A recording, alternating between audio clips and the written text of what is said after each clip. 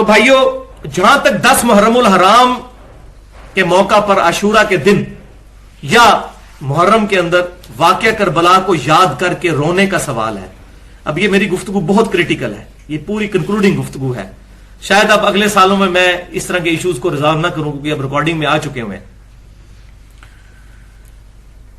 تو سیدنا حسین کے اس واقعے کو یاد کر کے اگر کوئی شخص روتا ہے یا کوئی پروگرام ارینج کرتا ہے اور اس میں وہ واقعہ یاد کروا کے لوگ روتے ہیں، اس میں کوئی قباحت نہیں بلکہ ثواب کا کام ہے، اور یہ میں اپنی طرف سے نہیں کہہ رہا، یہ خود نبی صلی اللہ علیہ وسلم کی سنت ہے. مسند امام احمد میں صحیح سند کے ساتھ جلد 1 صفحہ 85 پر انٹرنیشنل نمبر کے مطابق 648 نمبر حدیث ہے، صحیح سند کے ساتھ.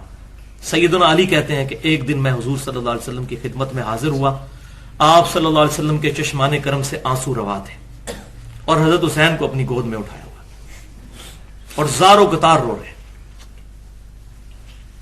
تو سیدنا علی کہتے ہیں کہ میں نے عرض کیا، اللہ کے رسول صلی اللہ علیہ وسلم، میرے ماں باپ آپ پر قربان، آپ کو کس نے غمناک کر دیا؟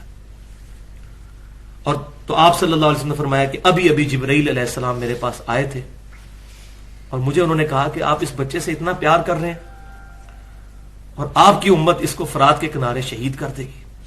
تو میں اپنے جذبات پر قابو نہ رکھ سکا اور میری آنکھوں سے آنسو جاری ہو گئے.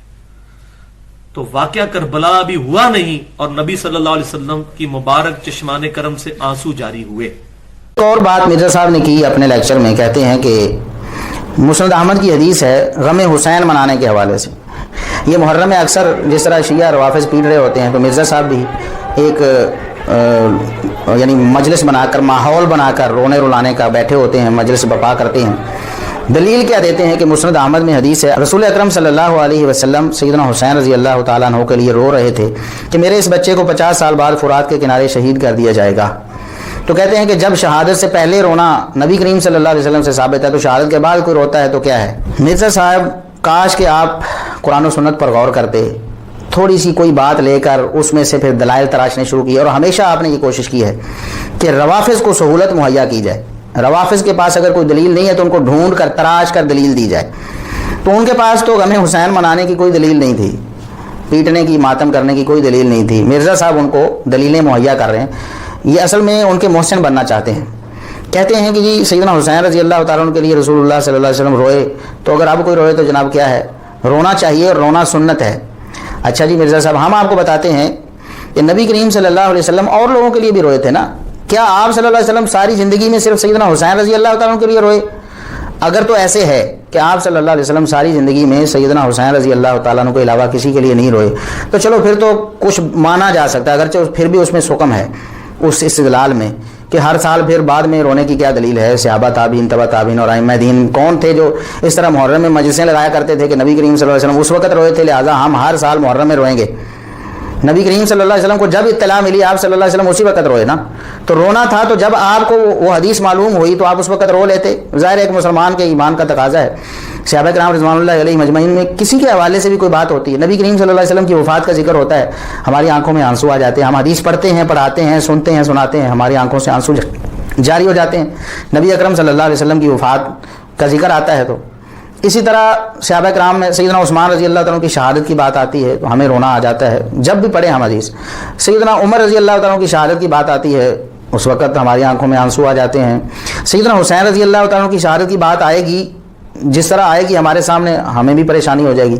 لیکن یہ کیا بات ہوئی کہ محرم میں سال بعد سیدنا حسین رضی اللہ تعالیٰ کا غم منایا جائے؟ تو بالکل ایسے ہی ہے جیسے جو بریلوی احباب ہیں وہ نبی کریم صلی اللہ علیہ وسلم کا یوم میلاد مناتے ہیں کہ آپ صلی اللہ علیہ وسلم کی ولادت کا دن ہے لہٰذا ہمیں خوشی ہوئی. ظاہر ہے اس وقت تو آپ صلی اللہ علیہ وسلم کے رشتہ داروں کو خوشی ہوئی تھی نا آپ صلی اللہ علیہ وسلم کی پیدائش کی. لیکن یہ کیا بات ہوئی کہ ہر سال بعد اگر ایسا کرنا درست ہوتا تو پھر نبی کریم صلی اللہ علیہ وسلم خود بھی اپنی ساری زندگی میں صحابہ کرام ابو بکر عمر عثمان و علی رضی اللہ تعالیٰ عنہم اور دیگر صحابہ کرام، پھر تابعین، پھر تبع تابعین اور پھر ائمہ دین میلاد مناتے.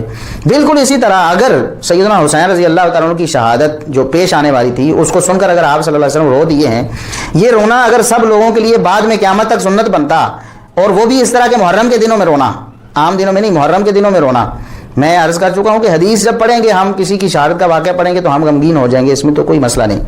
لیکن خاص دن بنا کر محرم کے 10 دنوں میں وہ خاص مجلسیں بپا کر کے پھر سیدنا حسین رضی اللہ عنہ کی شہادت کا ذکر کر کے رونا رلانا اور اسے سنت قرار دینا، اگر یہ جائز ہوتا تو پھر صحابہ کرام رضوان اللہ علیہم اجمعین آپ سے کم محبت رکھتے تھے سیدنا حسین رضی اللہ تعالیٰ عنہ سے؟ آپ رضی اللہ تعالیٰ عنہ کی شہادت کے بعد اہل بیت کے کون کون سے افراد زندہ تھے؟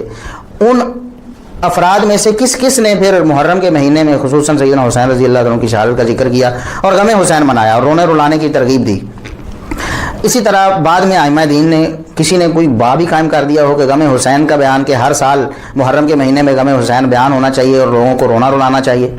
نبی کریم صلی اللہ علیہ وسلم صرف سیدنا حسین رضی اللہ تعالیٰ عنہ کے لیے نہیں روئے، بلکہ اور بہت سارے مواقع پر آپ صلی اللہ علیہ وسلم کا رونا ثابت ہے۔ صحیح بخاری اور صحیح مسلم میں نبی کریم صلی اللہ علیہ وسلم کے بیٹے ابراہیم، ان کی وفات کا ذکر موجود ہے۔ آپ صلی اللہ علیہ وسلم زارو کتار رو رہے ہیں، زارو کتار رو رہے ہیں۔ صحابی پوچھتے ہیں اللہ کے رسول آپ بھی رو رہے ہیں؟ فرمایا ہاں میں بھی رو رہا ہوں۔ اس وقت آپ صلی اللہ علیہ وسلم کی زبان پر کچھ کلمات بھی جاری، اس غم کا اظہار آپ صلی اللہ علیہ وسلم بول کر بھی کر رہے ہیں۔ فرمایا کہ ابراہیم یہ تو اللہ کا فیصلہ ہے، ہم نے مان لیا، ولا نقول الا ما یرضی ربنا، ہم ایسی کوئی بات نہیں کہیں گے جو اللہ کو ناراض کرے، صرف ایسی بات کہیں گے جو اللہ کو راضی کرے، جو اللہ کو پسند ہے صرف وہی بات کریں گے نا۔ تمہاری وفات کا غم بھی ہے، لمحزونون، ہم بہت غمگین ہیں، کبیدہ خاطر ہیں، ہمارا دل رو رہا ہے، آنکھیں بھی رو رہی ہیں، لیکن ہم صرف وہی بات کریں گے جو اللہ کو پسند ہے۔ تو نبی کریم صلی اللہ علیہ وسلم سیدنا ابراہیم کی وفات پر بھی روئے۔ نبی کریم صلی اللہ علیہ وسلم کے لخت جگر کی وفات کو کیا غم بنا لینا اور پھر ہر سال رونا، یا اس کے لیے مجلسیں بنانا کہ آؤ جی ابراہیم کی وفات کا ذکر کرتے ہیں، روتے ہیں رلاتے ہیں کیونکہ سنت جو ہے۔ تو یہ کس طرح کی باتیں آپ مرزا صاحب، کیا آپ کی لاجک کیا ہے؟ آپ کو سمجھ نہیں آتی کہ میں اگر اس موقع پر یہ استدلال کروں گا، جس طرح لوگوں کو آپ کہتے ہیں جی میں پھکی دیتا ہوں جی، پھر علم الکلام جسے آپ کہتے ہیں نا، یعنی الزامی جواب، تو آپ کو نہیں پتا ہوتا کہ آپ کو بھی الزامی جواب مل جائے گا اور پھکی آپ کو بھی مل جائے گی؟ کیوں آپ ایسی باتیں کرتے ہیں؟ کیا اور کسی موقع پر آپ صلی اللہ علیہ وسلم پریشان نہیں ہوئے؟ تو سب موقعوں کو مطلب غم بنا کر اس کو منانا اور خاص دنوں میں اس کا اہتمام کرنا اور خاص مجالس برپا کرنا، تو پھر یہ تو سنت ہے، ساری سنتیں بنے۔ کچھ سنتوں پر عمل کرنا جو روافظ سے آپ نے لی ہوں، کچھ سنتیں جو روافظ کی سنتیں ان پر عمل کرنا، اور پھر باقی جو سنتیں اسی طرح کی الزامی طور پر آپ کے گلے فٹ ہو رہی ہوں ان سب کو چھوڑ دینا، یہ کہاں کا انصاف ہے؟